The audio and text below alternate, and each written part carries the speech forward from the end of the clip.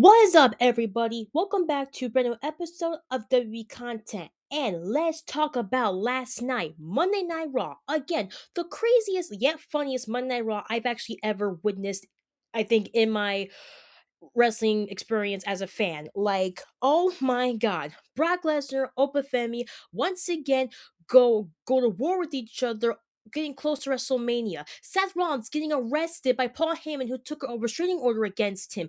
AJ Lee versus Becky Lynch for the Women's Intercontinental Championship. Dom Mysterio goes after Penta for the Intercontinental Championship. Next thing you know, Finn Balor comes out and sabotages the whole match for him.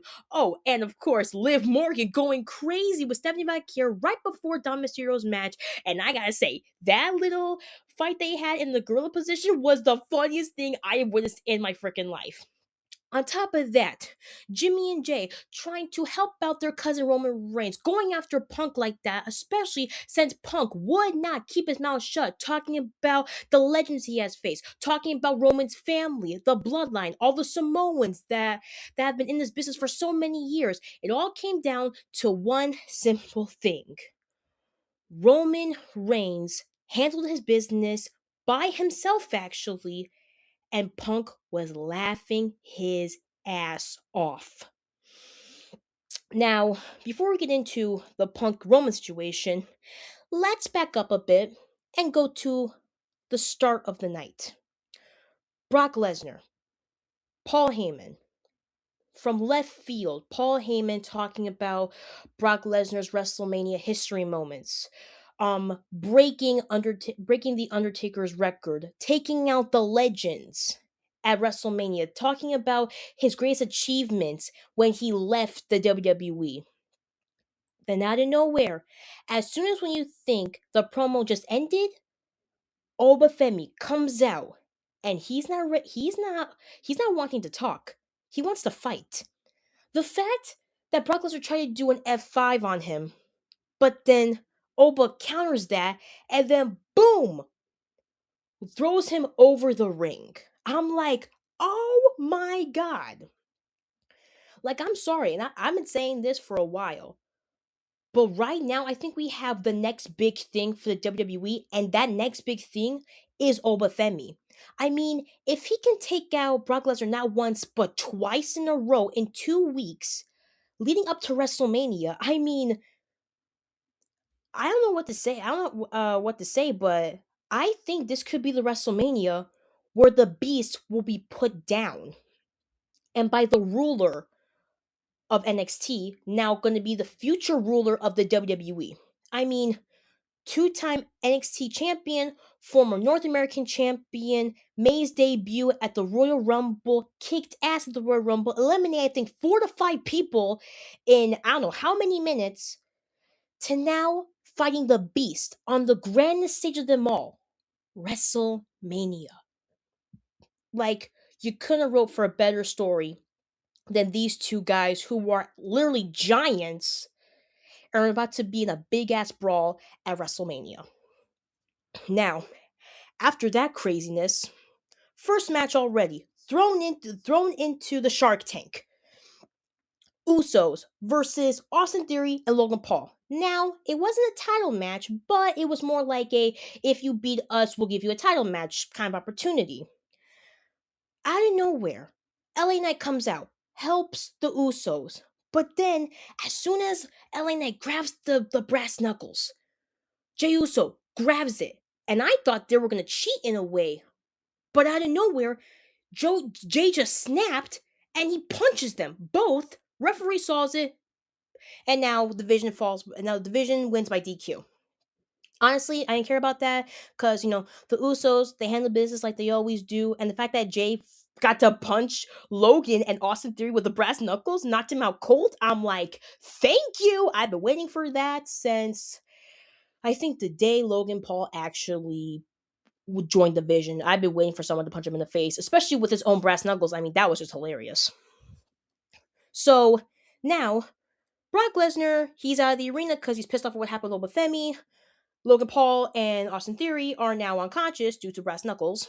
Meanwhile, Paul Heyman has another problem, and that is the original visionary himself, Seth Frickin' Rollins. Now, Paul Heyman did say he wanted time for him. Like, he wanted time to go into the ring, say his piece about Seth, or talk trash about him or whatever. So Adam Pearce gave him that. Paul Heyman comes out, talk, talk, talk, talk, talk. The second he said, I'm here, Seth, I know you're here. Just come out, we can get this over with. The masked man appears, and of course, the masked man, the original masked man of himself, is Seth Rollins. But then, instead of a fight, he calls the police. And he tells Seth Rollins that in my family we are snitches. And I said I have a restraining order against you, so you cannot be in 50 feet from me. If you do, you get arrested. What I thought was funny, and I could not stop laughing about this, was the fact that he was talking so much trash as Seth is trying to walk out the arena with the police, and he says, and I quote, you're going to get arrested. You're going to be put in jail. Then you're going to go to prison. And then when you go to prison, your wife's going to divorce you. When your wife divorces you, she's going to marry half of the locker room. Then then a call from child services is going to come and take your daughter. When that happens, I'm going to adopt your daughter. And I'm like, whoa, whoa, whoa. Bro, when do we get to the child protective services and you adopting Seth's daughter? The second he said that, bam, Seth Rollins sprints to the ring and he lays Paul Heyman out. What I thought was a little bit crazy and again, kind of a little bit funny was Paul Heyman laughing. I'm like, are you serious? Like the fact that he literally said that, and in my head, I'm like, well, you might as well just told him that you're gonna frame his family for tax evasion or something because you're laying it all out on the table of him going to prison and then Becky Lynch divorcing him and then she's gonna go with half of the locker room. Next thing you know, child protective services were gonna be called down for his daughter, and then you're gonna adopt his daughter. I mean, you might as well just said again, I'm gonna frame your family for tax evasion. Like you might as well just said that to the universe because that was just way beyond my reach. And then speaking of Becky Lynch, she comes out and she's just guns blazing. She's talking about how she's the real legend in the WWE for the women's division. She killed the Divas era. She took the Divas title belt and smashed it into the ground. She says she has main evented more WrestleManias than AJ Lee ever did in her career. She said how she didn't leave for 10 years in the business. She left for 10 months and she came back for the fans and her people. She wanted to come back home for her family and her daughter. And then another funny thing was how she said, when I came back home and to see my girl, tell me why my daughter is singing AJ Lee's song and she's skipping around the house. I'm like, oh no, this can't be good. No, no, I mean it's bad enough that Rhea talked crap about your father and how, she said that your daughter is gonna call her mommy, but now you're pissed off that AJ Lee's fan base has grown popular ever than before, and now your daughter's copying off her gimmick, like the skipping, the waving, and of course the song "Light It Up." I think that's one of the coolest theme songs I ever heard for the women's division. But anyway, so out of nowhere, as soon as she said "I killed the Divas era," I'm like, whoa. As soon as she said that, AJ Lee comes out and she's like, oh, so you want to fight? You want to fight the best of the best? Okay, well, how about we fight on the grandest stage of them all so you can just shut up? And she points at the sign. But then Becky Lynch said, oh, okay, so you want to fight on my territory, on my turf. Because let's not forget, last time you wrestled at WrestleMania, the day after, 24 hours later, you skip into the office and you put in your letter of resignation and you left us. I'm like, oh my God, here we go again with the history. And then she's like, welcome to the big time. And I'm like, oh my God, this is official. Now it's official. AJ Lee versus Becky Lynch for the Women's Intercontinental Championship. And honestly, I am really excited for that match. I mean, it's just gonna be amazing. But then, like rehearing everything that she said, I'm like, do you not remember the past few WrestleManias that she wrestled in? Let's see. Yeah, right. She wrestled, I think, 20 other girls beat everybody, still retain the Divas Championship. Let's see what else. What else? Oh yeah, her and Paige teamed up together, wrestled the Bella Twins, and guess what? They beat the Bella Twins at WrestleMania. So you want to talk about, legends making history, paving the way for the women and the history of the WWE? Oh yeah, she did that first before you ever main evented a WrestleMania. So check your facts first before you start, trash talking about your wrestler's favorite wrestler's wrestler. Think about that, Becky. Think about that. Now, let's get into the Judgment Day for a second because I like so I'm watching the match and I got my friend Haley on FaceTime. We're watching the match together, whatever. We're talking about our favorite wrestlers, whatever, whatever. Out of nowhere, I see, oh my god, Dom Mysterio's coming out right now. I guess it's the main event fight or something. Then out of nowhere, as soon as Liv Morgan comes out with Dom, I'd be like, okay, typical Liv and Dom. They're gonna come out to the ring, do their lovey-dovey kisses or whatever, and then they're gonna be on with the match, whatever, whatever. But then Stephanie Vaquer comes out, and now I'm like, whoa, whoa, whoa! It's Stephanie, it's Stephanie. So I turned the camera so that Haley could see it, and we're like, oh my god, what the heck is happening? And they're brawling it out by the little Tron thing where the Monday Night Raw sign is. Then they go into the back of the gorilla position. JD McDonough's in the back, like, oh my god, what the hell's happening? What's going on? What's going on? He's trying to break up the fight, and then Liv Morgan screams out of my left field. She's like, ah! I'm like, oh my god, what the hell did just happen? So as soon as commercial break happens, me and Haley start going at it. Like we did not stop laughing about that because, like, okay, yeah, not only Stephanie Vaquer comes out and she kind of like distracts Liv from going to the ring with Dominic, but the fact that she screamed. Like she screamed like she was being chased by a psycho killer in a horror movie. And then from that point on, me and Haley just start going back and forth about how she screamed like she was going through a fight at a bar. She screamed like she saw Rhea Ripley coming out left side field. Next thing you know, she starts beating the crap out of her. Like we did not stop cracking jokes about that because that was literally the funniest thing we ever saw. Like yeah, I've seen Liv, scream in her matches. She screams at the referee. She's like, okay, when she's like in the corner beating the crap out of somebody. Like, yeah, it's all fun and games. But the fact that she screamed in the gorilla position when Stephanie beat the crap out of her, I'm like, oh my god, what the heck just happened? So, Liv's in the back. She's trying to get herself together, get herself situated, whatever, whatever. So, JD McDonough comes out. He's gonna, help out his boy Dominic, get the Intercontinental Championship, whatever, whatever. Penta comes out.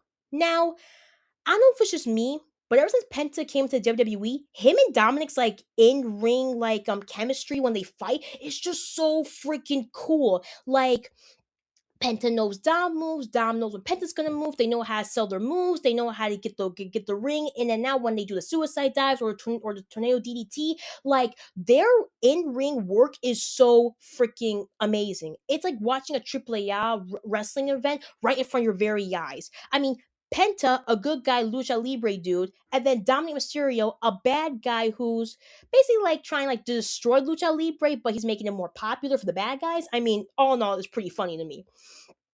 So Dominic had it, he had JD McDonald helping him. He had the moves. He was doing amazing with Penta. Then Finn Balor comes out, and I'm like, oh shit, it's about to go down. It's literally about to go down. The second JD McDonald tries to help him, Finn Balor pulverizes him. Next thing you know, Penta does the swoop pin. He retains the title. But then the fight wasn't over. The fight was just getting started. Dominic tried. He tried to go after Finn. He tried to get him down to the ground and like beating him. But Finn came out on top like he always does. Thankfully, Dominic got away. But I can't say the same for JD because not only he got the sleep blade, but he got coup de grace and the look on Finn's face, like he's just staring at Dominic. Once who was his Judgment Day brother, now is back to being an enemy. And now we could possibly get Dominic versus Finn Balor at WrestleMania. But there has been a rumor being spread on for the past, I think, a few months that we could possibly get Finn Balor the Demon at WrestleMania to face Dominic. Now, for me, I've been wanting that gimmick since the day, I think, since the day he betrayed Damien and Rhea. Like, I wanted that. I wanted that old ego, the prince, the demon, the ruler back then of NXT, Finn Balor back to his original roots. Honestly, if he comes back as that and fights Dominic at WrestleMania, honestly, as Dom Mysterio fan, I will not be mad because that would be one of my dream matches. That I would love to see happen, especially on the grand stage of them all, WrestleMania. Although, as for JD, Raquel, Liv, and Roxanne, I do not know how they're going to play this out. Plus, Roxanne's still injured, so we don't know what the heck she's going to think of or which side she's going to pick when she comes back to WWE. Although, in my personal opinion, I'm pretty sure it's probably Finn Balor because of their history. So, yeah, but we'll get into that later. Now, the last thing we see, Punk comes out and he cannot keep his mouth shut about the Samoan family. He talks crap about the Samoans. He talks about how he made history. He talks about how Jimmy and Jay were like his friends. Then he got in too deep about how he used to beat legends like that and how he said he beat Jey Uso for that title and look at where he is now. He would not stop talking.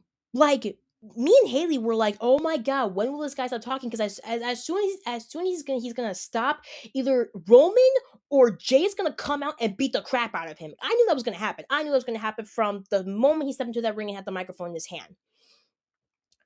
So Jey Uso comes out. And he's like, hey, I'm sick of this, okay? I'm sick of this, okay? That's okay. You're not only talking about Roman's family, you're talking about my family, okay? That's my uncle. Those are my family. Those are my cousins, my brothers, my bloodline, and you're disrespecting them.